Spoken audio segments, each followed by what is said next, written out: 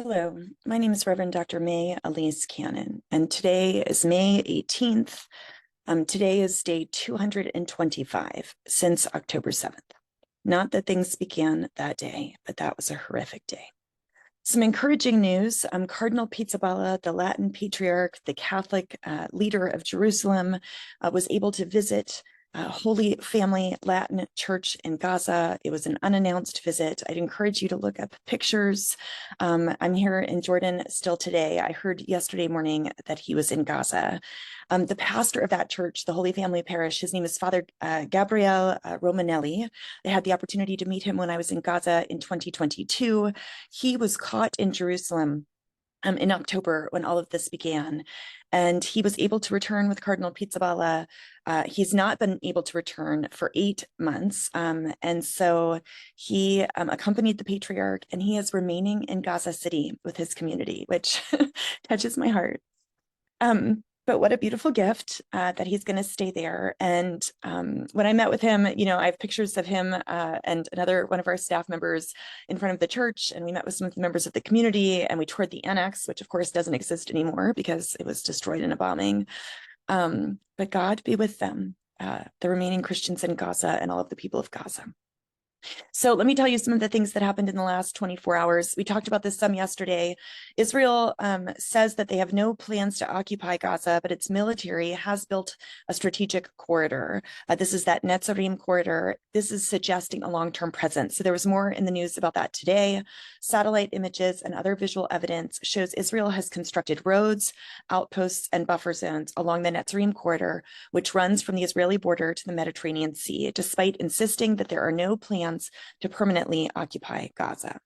Israeli forces have recovered the body of 3 Israeli hostages who were taken captive as they fled the music festival, that's the Nova Music Festival, during the Hamas-led attack that day on October 7th. The Israeli military announced that last night. The top diplomats of 13 countries, including every member of the Group of 7 of industrialized democracies, every member of the Group of 7 except for the United States, have said in a joint letter that Israel must take urgent action to address the humanitarian crisis in Gaza. I just don't understand. I literally don't understand. Okay, I'm sorry. I might need to pause. The letter addressed to Israel's foreign minister, which was sent to the New York Times, calls on Israeli authorities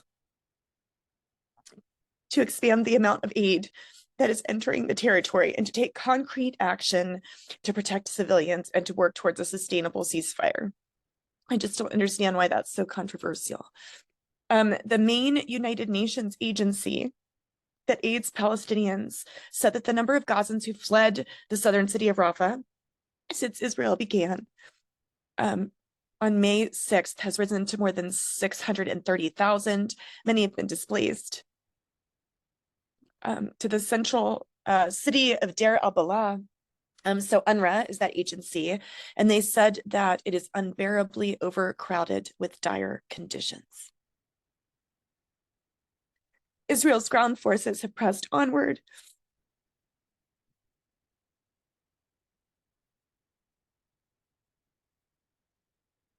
into the eastern outskirts of the city of Rafah.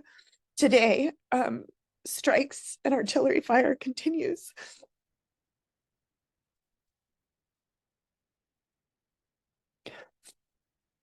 "225 days of this.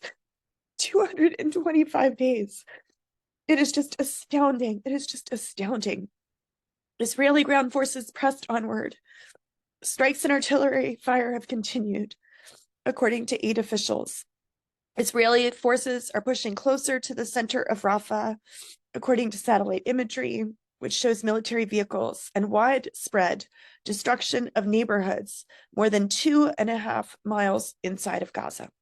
The imagery shows Palestinians having fled even from outside areas of Rafah that the Israeli military has said to evacuate. The UN gave an indication yesterday of how much the flow of aid through these crossings has dried up. Just 300, listen to this number, 310 aid trucks in 10 days.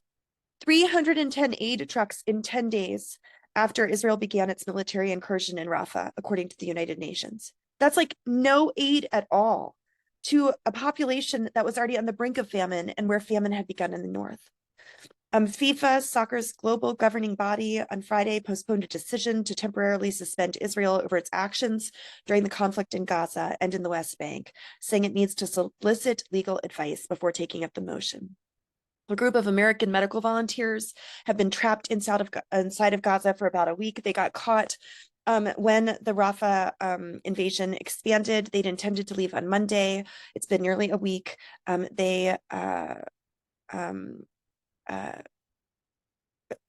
they have now been evacuated from the enclave. This is no real news, but the National Security Advisor, Jake Sullivan, was visiting Saudi Arabia. And, there's more talks about this normalization agreement between Saudi and Israel. He is scheduled to be in Israel tomorrow, where he will meet with Prime Minister Netanyahu. John Kirby said yesterday that Sullivan and Netanyahu will discuss hostage talks, the humanitarian crisis, and the enduring defeat of Hamas. There are significant concerns. And what we're reading, at least in the English newspapers in Israel, is just that Netanyahu is delaying. President Biden's pushing for a broad deal that would get Israel to approve a Palestinian nation in return for Saudi recognition of Israel. Just remember, who cares if there's a Palestinian nation if the Palestinian nation is occupied and it's being bombed, right? So a Palestinian nation doesn't mean anything if it is not an independent nation that has self-determination and it is not occupied. The Arab League called for the United Nations peacekeeping force to be deployed in the Gaza Strip and the Israeli-occupied West Bank until a two-state solution could be negotiated, in a statement that also called for the UN Security Council to set up a limit for that process. And then I did want to tell you this story. We've been talking about the humanitarian trucks. Well, first of all, the U.S. Has been moving trucks via their temporary pier. So that started today, which is insignificant. But the trucks that have been attacked by Israelis, they burned a truck incorrectly believing it was being ferried as humanitarian aid. They wounded the driver, according to Israeli military, who spoke on the condition of anonymity to avoid professional repercussions. This was the latest violent act by right-wing Israeli protesters. Israeli troops arrived to disperse the rioters, who then attacked the troops, wounded 3 soldiers, the military said. But in response to all these aid trucks that have been blocked and that have been attacked, a grassroots movement is formed, focused on an Arab-Jewish partnership to quell the spate of attacks against trucks that are carrying humanitarian aid into Gaza. The group is called Standing Together. It's a large, fast-growing movement that's mobilizing Jewish and Palestinian citizens of Israel to pursue peace, equality, and social and climate justice, according to their website. They have assembled a humanitarian guard. They're putting them at border crossings so that aid convoys can take aid into Gaza. On Monday, Israeli right-wing activists looted one such convoy. They ripped open bags of flour. They smashed food. A few hours later, the activists returned. They set fire to 2 more trucks. And so humanitarian guards are planning on using their cars to form a buffer zone so that aid trucks can travel to Gaza. As settlers mobilize their activities over WhatsApp groups, we know that they're planning tomorrow, on Sunday, aid deliveries, said the national co-director of Standing Together. We will be there too, which I just think is awesome. I think that is so encouraging. So pray for their safety, pray that their efforts are effective. And I'll be honest, not only is my heart broken by what's happening in Gaza, but I'm devastated and my heart's broken because there's so much pain that's being passed around, also in spaces where people are seeking justice. And I'll talk about this more tomorrow. It's Sunday. I'll give a reflection. But my encouragement to us is that only forces of good can counteract violence. Love, goodness, kindness. Those are the things that heal hatred. Increased violence, militarization, and war cannot be, those will not be deterred by more violence. Violence does not overcome oppression. Oppression is overcome by forces of, by opposing forces, right? Love can do that. The power of the gospel.